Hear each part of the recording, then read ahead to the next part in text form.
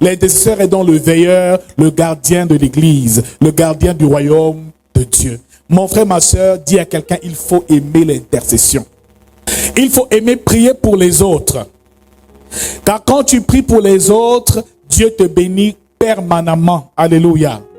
Et malheureusement, nous avons dit beaucoup ont peur d'intercéder. Malheureusement, ne prennent pas ce ministère au sérieux. Pourtant, c'est le ministère le plus grand et le plus puissant qui soit. Celui qui intercède a le cœur de Jésus lui-même.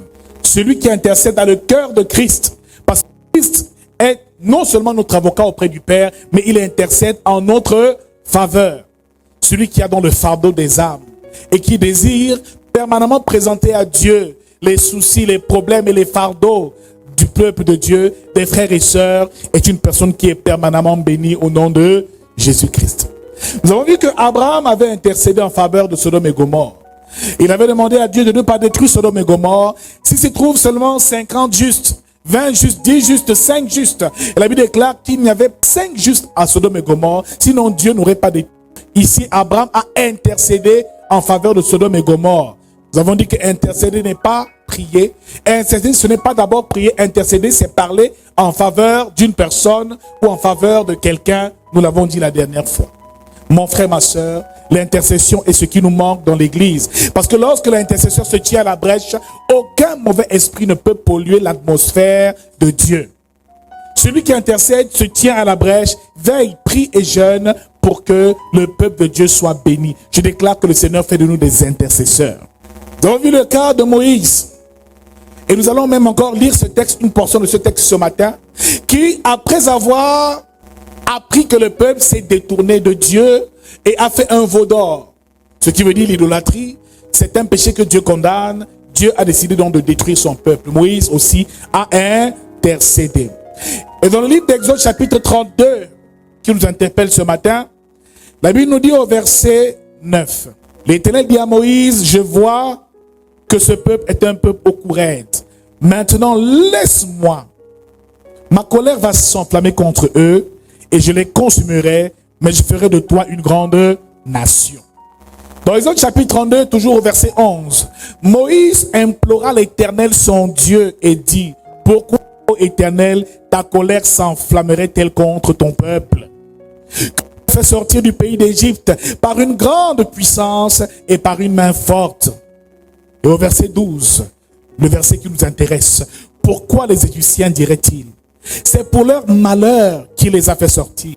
Et c'est pour les tuer dans les montagnes et pour les exterminer sur la terre. Reviens de l'ardeur de la colère, réponds-toi du mal que tu veux faire à ton peuple. La Bible fait comprendre ici que Moïse est allé très loin avec Dieu. Il dit, reviens de l'ardeur de ta colère. Répands-toi du mal que tu veux faire à ton peuple. Dis avec moi, c'est très fort. Voyez comment Moïse parle à Dieu. Il dit à Dieu, est-ce que vous vous rendez compte? Reviens de l'ardeur de ta colère. Et répands-toi du mal que tu veux faire à ton peuple. Dis avec moi, Moïse n'était pas un homme comme tous les autres. Parce que Moïse était un ami de Dieu. Et tout intercesseur est un intime de Dieu, est un ami de Dieu. Alléluia. Bien-aimés dans le Seigneur, la prière d'intercession, ce n'est pas seulement intercéder en faveur d'une personne ou d'un peuple, mais c'est aussi mettre en relation un peuple avec Dieu. Celui qui est donc intercesseur est entre l'homme et Dieu, est entre l'humain et le divin, est entre le monde matériel et le monde spirituel. L'intercesseur est donc une frontière entre deux mondes, le monde matériel et le monde spirituel. Bien-aimé, l'intercession ne se fait pas n'importe comment. Et nous avons dit que ce n'est pas n'importe qui intercède. Et que le premier intercesseur, c'est Jésus lui-même. Il est notre intercesseur auprès du Père. Le second, c'est le diable. Nous avons dit le diable lui aussi intercède. Mais contre nous, pas en notre faveur, mais contre nous, c'est lui l'accusateur de nos frères. C'est lui qui passe le temps à nous accuser auprès de notre Père qui est là-haut dans les cieux. Le troisième intercesseur, c'est le Saint-Esprit qui intercède pour nous par des soupirs inexprimables, nous l'avons vu. Frères, mais les quatrièmes intercesseurs, ce sont les hommes. Les fils et les filles de Dieu doivent intercéder. Bien aimé, l'intercession, nous l'avons dit, n'est pas réservée à une classe de personnes, à une catégorie de fidèles. C'est tous les chrétiens qui doivent intercéder. Mon frère, le jour où tu vas apprendre à intercéder, pour les autres, ta vie sera bénie au nom de Jésus-Christ. Bien-aimés dans le Seigneur, parfois nous l'avons dit ici, l'égoïsme nous empêche d'intercéder, de prier les uns pour les autres. Parce qu'on pense que le fait d'intercéder pour les autres, malheureusement, ne peut rien nous apporter. On a déjà nos problèmes. Comment prier donc pour quelqu'un d'autre? Mais laisse-moi te dire que celui qui intercède est permanemment béni. Et l'un des bénéfices de l'intercesseur, c'est que l'intercesseur devient un canal de bénédiction, le canal de transmission, le canal par lequel Dieu passe pour bénir son peuple et ses enfants. Mon frère, si tu veux être un canal, une source de bénédiction, intercède pour les autres. Amen. C'est comme si tu portes une cruche remplie d'eau et que tu viens donner de l'eau à boire. Tu peux te servir toi-même. Tu n'as pas besoin de prier pour ça parce que l'eau est à toi. Donc c'est par toi que Dieu passe pour bénir les autres. Quand quelqu'un te dit intercède pour moi, cela veut dire va chercher la bénédiction dans le royaume et viens me la donner. Mon frère, le meilleur moyen pour toi d'avoir tout ce que tu désires, c'est d'intercéder pour les autres. Car celui qui intercède n'a même plus besoin de prier pour lui-même. Il est déjà béni. Je déclare que c'est ton partage au nom de Jésus-Christ. Alors si tu as déjà trop prié pour toi-même, pour tes besoins, ça n'a pas marché, commence à prier pour les autres. Tu veux avoir un travail et depuis tu pries pour le travail, ça ne marche pas. Commence à prier pour le travail des autres et Dieu te bénira avec un travail. Si tu as besoin d'argent, mon frère, cesse de prier et de demander à Dieu de l'argent. Maintenant, prie pour que Dieu bénisse financièrement les autres. Et quand il les bénira, mon frère, je te rassure que tu ne manqueras pas ta portion au nom de Jésus-Christ. Celui qui intercède est donc permanemment béni en tout lieu et en toute circonstance. Mon frère, celui qui intercède a des dons. Et nous allons voir ce matin quels sont les dons de l'intercesseur. Quels dons l'intercesseur utilise lorsqu'il doit faire son office ou rendre son ministère. Parce que qu'est-ce qu'il faut demander pendant qu'on intercède? Beaucoup ne le savent pas. Comment intercéder efficacement pour que notre prière arrive au trône de la grâce? Comment manifester le pouvoir de l'intercesseur? C'est cela que nous allons voir ce matin. Bien-aimés dans le Seigneur, nous avons dit avant toute chose que pour intercéder, il faut déjà avoir beaucoup d'amour pour les frères. Car celui qui prie pour les autres les aime sincèrement. Mon frère, tu peux ne pas avoir d'argent à me donner, mais si tu pries pour moi, c'est le plus grand signe de ton amour. Alléluia. C'est une marque d'amour incontestable. Celui qui prie pour toi t'aime. L'argent et l'or, tout l'or du monde, ne vaut rien comparé à la prière des frères et des sœurs. Nous verrons aussi quelques qualités d'un intercesseur en plus de ce que nous avons déjà vu les dernières fois. Et je pense pour ma part que chacun par la suite saura comment intercéder et comment accomplir le ministère d'intercession. Alors nous allons commencer sur comment intercéder et qu'est-ce que nous pouvons dire dans l'intercession. Comment intercéder? Qu'est-ce que nous pouvons dire dans l'intercession? Parce que si tu ne comprends pas les principes de l'intercession, tu risques malheureusement d'intercéder sans que ça ne porte réellement du fruit dans la vie des autres, ni même dans ton environnement. Nous devons donc intercéder pour nos familles, pour nos amis et pour tous ceux qui sont autour de nous. Même pour tes enfants, tu dois pouvoir intercéder. Mais pour ça, il faut connaître les principes de l'intercession. Le premier principe de l'intercession, c'est lequel? C'est que toute intercession est basée sur la parole de Dieu. Il n'y a aucune intercession efficace ou aucune parole que tu puisses prononcer dans ton intercession ou dans ta prière en faveur d'une tierce personne si elle n'a pour fondement la parole de Dieu. Si tu veux que quelqu'un soit béni financièrement, que dit la parole de Dieu? Que la parole de Dieu soit donc la fondation et le fondement sur lequel repose toute intercession. Car tout esprit est soumis à la parole de Dieu et la parole a un pouvoir, celui de créer. Si tu veux créer des choses dans le spirituel, déclare la parole de Dieu. Même les démons sont soumis à la parole de Dieu. Il est écrit que tu souhaites qu'on prospère à tous égards et que l'on soit en bonne santé, qu'on prospère l'état de nos âmes. Seigneur, donne-moi de prospérer ou donne à mon frère de prospérer dans tel domaine ou dans tel autre. Seigneur, ici, dans ta parole, il est écrit, cherchez et vous trouverez, frappez et on vous ouvrira, demandez et vous sera donné. Seigneur, mon frère cherche du travail. Mon frère veut déposer son dossier dans une entreprise de la place. Il veut frapper à la porte de cette entreprise. Qu'il entre, que tu lui ouvres la porte et qu'il soit béni au nom de Jésus. Toute intercession a pour fondement, s'appuie sur la parole de Dieu. Deuxième principe de l'intercession. Intercéder, c'est parler en faveur d'une personne. Ce n'est pas prier pour une personne. L'intercession, c'est d'abord parler en faveur d'une personne, la défendre. La prière d'intercession clôture l'intercession. Deuxième principe.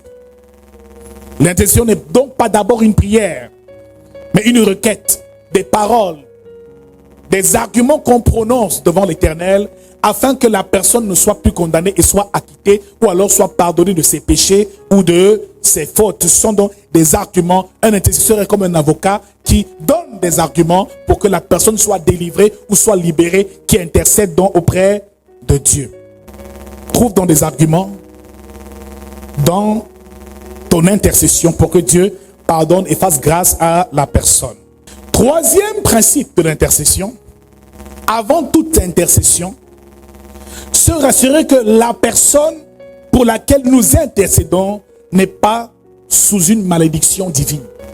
On ne prie pas pour des personnes n'importe comment. Lorsque Caïn a tué son frère Abel, la Bible nous fait comprendre que Dieu a marqué Caïn d'un sceau. C'était une sorte de malédiction déclarée dans la vie de Caïn. C'est Dieu lui-même qui l'a maudit et qui l'a puni, qui l'a sanctionné. Faisons très attention lorsque nous voulons intercéder pour une personne qui elle-même a été sanctionnée par Dieu. Avant d'intercéder pour elle, il faut d'abord implorer la miséricorde de Dieu pour sa vie.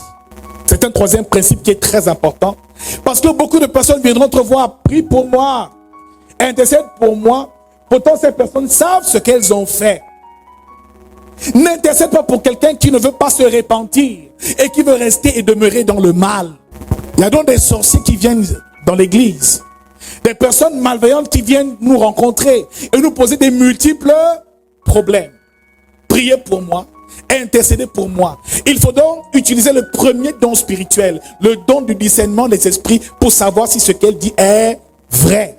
Parce que des personnes mal intentionnées peuvent s'approcher de nous, d'un intercesseur, pour dire j'ai un problème, prie pour moi. Et lorsque tu te mets à prier pour une telle personne, tu es en train d'offenser Dieu. Ce qui veut dire qu'il y aura ce qu'on appelle un transfert de malédiction. Son problème deviendra ton problème. Tu risques de porter son fardeau toi-même parce que Dieu l'a maudit. Ce qui veut dire qu'il y a des personnes qui méritent parfois de passer par des situations. On ne prie pas pour tout le monde. Et le problème que nous avons dans l'église, c'est qu'on prie n'importe comment. 1 Timothée chapitre 5 au verset 22 nous dit: n'impose les mains à personne avec précipitation et ne participe pas au péché d'autrui. Toi-même conserve-toi pur. 1 Timothée chapitre 5 verset 22, tu vas noter. N'impose les mains à personne avec précipitation et ne participe pas au péché d'autrui. Toi-même conserve-toi pur. Qu'on n'impose pas les mains avec précipitation. Les pasteurs parfois sont devenus des imposeurs de mains. Les chrétiens imposent les mains à tort et à travers à n'importe qui et n'importe comment. Tu risques de porter le malheur d'une personne. Alors avant d'imposer les mains, n'ajoute pas foi à tout esprit. N'ajoute pas foi à tout esprit. 1 Jean 4 verset 1 nous dit: n'ajoutez pas foi à tout esprit, mais éprouvez les esprits pour savoir s'ils sont de Dieu. Parce qu'il y a des personnes qui viendront te tenter. Toi, intercesseur, priez pour moi. Voici mon sujet de prière. Pourtant, c'est la championne de la sorcellerie de son village. Qu'est-ce que tu veux que j'intercède pour toi? Renonce d'abord à ta sorcellerie. Renonce à la méchanceté. C'est pour ça que tout intercesseur doit avoir le don du discernement des esprits. L'intercesseur est comme un prophète. C'est même un prophète. Celui qui commence par l'intercession finira la prophétie. Quand la personne vient, il faut que tu puisses discerner. Nous sommes déjà dans la pratique de l'intercession. Discerne si ce que cette personne te demande est juste, est vrai. Alléluia. Premier principe. Troisième principe. Fais attention d'intercéder pour quelqu'un qui est sous le coup d'une malédiction divine. Avant d'intercéder pour elle, il faut d'abord que la malédiction soit ôtée. Prie d'abord et intercède en faveur d'elle afin que le mal lui soit pardonné. Sinon, c'est toi qui porteras son fardeau. C'est un principe divin. Tu viens prier pour quelqu'un qui est malade. Avant de prier pour elle, ou de déclarer sa guérison, rassure-toi de l'état de son cœur. Qu'est-ce que Jésus faisait? Jésus éprouvait les esprits. Alléluia. Il faut que tu pries quand le Saint-Esprit te rassure que ça, c'est un cas pour lequel il faut intercéder. Pleure, jeûne pour que cette personne soit libérée parce qu'elle est juste. Alléluia. Parce qu'elle est innocente. C'est très important. Ce troisième principe qui est très important. Alors tu vas délivrer quelqu'un qui a un démon. Qui lui-même est allé chercher son démon. Hein. Il y a des personnes comme ça. Il veut le pouvoir, il va dans les océans, faire des pactes avec les Mami Wata. Maintenant, quand c'est un peu trop fort, il vient te voir que prie. Pour moi, il y a un esprit là qui il ne te dit pas tout. Amen. Parfois, Dieu le laisse dans cette position pour qu'il atteigne la repentance, mais il ne veut pas se repentir, il veut continuer la sorcellerie. Il veut juste que tu l'aides un moment à être mieux pour qu'il retourne faire ses bêtises. Mon frère, ma soeur, elle le disait. Dans l'intercession, apprend à discerner et à savoir ce qui est de Dieu et ce qui ne l'est pas. C'est pour ça que le discernement des esprits est important afin de discerner quel esprit est en évidence. Cette sœur qui vient me parler de son problème, est-ce que c'est vrai? Saint-Esprit, éclaire-moi. L'intercesseur doit avoir un bon discernement, un esprit affûté et doit discerner la pensée de Dieu. Les étapes de l'intercession. La toute première étape qu'il faut que tu notes, c'est que lorsque tu te prépares à intercéder, c'est qu'effectivement tu te prépares à porter le fardeau d'une personne ou alors à être l'avocat ou à défendre une personne. La première des choses, comme tout avocat, reçoit d'abord sa requête. Reçoit son sujet de prière. Reçoit le sujet de la personne et analyse cette requête au regard de la parole de Dieu.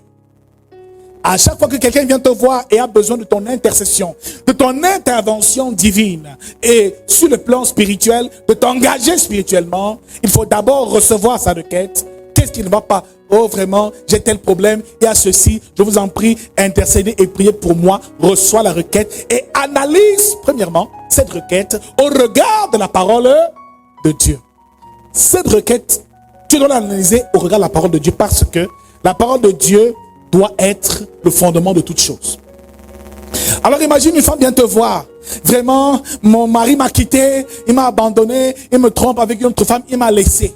Demande de lui, c'est ton mari ou c'est le mari de quelqu'un d'autre? Non, c'est un homme marié, je sors avec lui. Elle vient te voir. Je sors avec un homme marié et en ce moment, si ça ne va pas, il me fait des misères. Tu reçois la requête, n'est-ce pas? Mais en analysant, la Bible déclare quoi? Fuyez l'impudicité. La Bible est contre les adultères. Il faut déjà qu'au travers de ce qu'elle te dise, tu saches que cela est en accord avec les principes et la volonté de Dieu. Analyse d'abord tout au regard de la parole de Dieu. Quelqu'un te dit, viens, je veux que vous priez pour moi par rapport à ceci ou par rapport à cela. Qu'est-ce que tu veux dans la vie? Vraiment, je mène pas une bonne, je suis prostituée. Est-ce que vous pouvez prier pour que j'aille en Suisse? Me donner l'huile d'onction pour que j'aille en Suisse? Continuer ma prostitution? Tu vas dire non. La Bible ne le permet pas parce que tu as analysé au regard de la parole de Dieu. Donc, dès qu'on reçoit la requête, on analyse d'abord. On ne prie pas comme ça. Prie pour moi, pour le marin. Pour le marin. Non, analyse. Fais attention. Est-ce que ce que tu vas demander pour la personne est en accord avec le plan de Dieu? Bien-aimé, reçois la requête et analyse-la premièrement au regard de la parole de Dieu. Deuxième étape dans le processus d'intercession. La toute deuxième étape qu'il faut noter. Découvre la part de vérité ou de mensonge dans les propos de la personne. Il faut que tu établisses sa part de responsabilité. Est-ce qu'il n'est coupable de rien dans cette affaire? Tu es comme un avocat. Tu écoutes la plainte de la personne, mais il faut que tu te rassures. Est-ce qu'elle est coupable ou non? Quelle est sa part de responsabilité? Donc, quand on va te dire, on va te voir, vraiment mes affaires ne marchent pas. Demande de lui, est-ce que tu as été baptisé? Est-ce que tu es dans une église? Est-ce que tu es déjà enfant de Dieu? Mon frère, on peut intercéder parfois pour des personnes qui n'ont même pas encore reçu le Seigneur. Hein. Avant tout, il faut d'abord que la personne se convertisse. Découvrir la part de responsabilité de cette personne. Tu vas lui demander, maintenant que le mariage ne vient pas, est-ce que tu n'es pas déjà sorti avec le mari d'une autre? Oui, pasteur, je suis sorti avec le mari d'une autre. C'est même ma proposition, je sors toujours avec les hommes mariés. Alors c'est normal que tu sois dans le célibat endurci. Il faut d'abord te repentir du mal que tu as eu à faire aux femmes de ces hommes mariés avec lesquels tu es sorti. Découvre maintenant son niveau de culpabilité et ça va t'aider dans l'intercession. Pour cela, discerne encore. Le discernement est très important. Troisième étape de l'intercession. Assure-toi toujours que la personne pour laquelle tu intercèdes a atteint le niveau de la repentance. Ou alors, si elle a commis une faute, qu'elle ressente vraiment qu'elle ait fait du mal et du tort aux autres, pour que tu puisses intercéder efficacement pour elle. Rassure-toi qu'elle ait atteint l'étape de la repentance. Rassure-toi qu'elle regrette sincèrement ses fautes ou son péché. Ça nous amène à la quatrième étape. C'est découvre maintenant le dessein de Dieu ou le plan de Dieu par rapport à sa situation. La personne a déjà parlé. Après que tu aies confié d'intercession, va te recueillir et demande au Seigneur, Seigneur, qu'est-ce qui se passe dans la situation de cette personne? Cet enfant est malade depuis 5 ans, depuis 10 ans, depuis 15 ans. Je veux maintenant entrer dans ta pensée et dans la révélation de ta pensée par rapport au problème que la personne traverse. Maintenant, ce n'est plus à la personne que tu t'adresses, c'est maintenant toi l'intercesseur dans le secret que tu parles à Dieu. Nous avons dit que l'intercesseur est un intime de Dieu. L'intercesseur est un homme de prière, est une personne qui est toujours permanemment dans la présence de Dieu. Alors, il va parler au Seigneur. La personne m'a dit ceci, mais Seigneur, pourquoi est-ce que ces choses lui arrivent? Parce que tant que la source du problème n'est pas découverte, il est difficile de prier pour la chose. Amen. Parfois, le Saint-Esprit te révélera des choses cachées aux yeux des hommes que tu pourras dire à la personne par la suite. C'est là où la parole de connaissance intervient. Donc, l'intercesseur utilise aussi la parole de connaissance comme don spirituel. Donc, intercesseur, demande le don du discernement des esprits. Demande le don de la parole de connaissance afin que le Seigneur te révèle des choses cachées et mystérieuses, inconnues aux yeux des hommes. Il faut que tu découvres. Parce que tu vas prier pour elle sans savoir ce qui s'est passé. Peut-être son père a enterré quelque chose derrière la maison. Mais si tu ne découvres pas ça, on va prier, ça ne donnera pas grand-chose, ce sera tellement compliqué. Pourtant, si tu as la révélation spirituelle, le réma de l'affaire, il est plus facile d'intercéder et de prier. Je vois que ton problème de célibat est lié au fait que quelqu'un a pris un de tes sous-vêtements et est allé faire des fétiches avec. Nous allons prier pour que tout fétiche qui a été fait avec ces sous-vêtements soit détruit au nom de Jésus. Et la personne est délivrée. Demandons la révélation de Dieu par rapport au problème.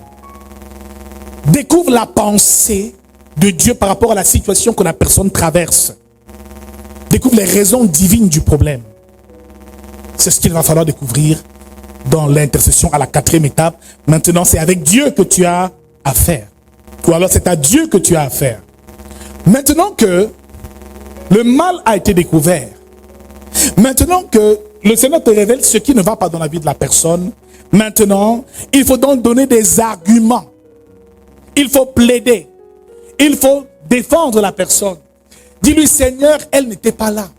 Quand ses grands-parents faisaient ceci ou cela, il n'était pas là. Lorsqu'il faisait ces fétiches-là, Père, aie pitié de lui. Donc, il faut que tu atteignes le niveau où Dieu finisse par acquitter cette personne. Où le Saint-Esprit te dit que là, c'est bon, tu as déjà bien plaidé pour elle. On a compris, sa requête est accordée. Maintenant, trouve des arguments. Quand elle faisait ça, elle n'avait pas encore connu le Seigneur. Elle a eu des enfants en mariage parce qu'ils étaient encore dans l'ignorance et ils vivaient dans le péché. Seigneur, pardonne. Il faut que tu atteignes un niveau où tu plaides, où tu donnes des arguments pour convaincre le Seigneur qui sera déposé vers l'Éternel afin effectivement qu'il puisse alléger la sentence ou même effacer totalement son ardoise. Il faut plaider. Un intercesseur est un avocat. Trouve trouve les arguments pour défendre la personne. Et quand les arguments seront trouvés, tu diras, Seigneur, la Bible déclare, tu ne tiens pas compte du temps d'ignorance. Elle était encore une païenne, elle n'avait pas encore reçu Christ. Quand elle a commis ce péché, Seigneur, pardonne et restaure sa vie. Donc, trouve des arguments que tu présenteras au Seigneur afin que la personne soit libérée. Alléluia. 6e étape, obtiens le verdict final, la sentence finale de la part de Dieu avant de prier. La prière, c'est la dernière étape. Il faut que tu sois sûr que cette fois, la personne, le Seigneur a pardonné sa faute et l'a rétabli dans ses droits. Il faut que le Saint-Esprit t'éclaire, que Dieu te parle et que tu puisses prier pour la personne par la suite. Donc ici, reçois le verdict final. Dernière étape, prier pour la personne. Tu lui dis maintenant, ma sœur, viens, nous allons maintenant prier pour toi. Et chacune des paroles que vous allez déclarer seront scellées sur terre comme dans les cieux.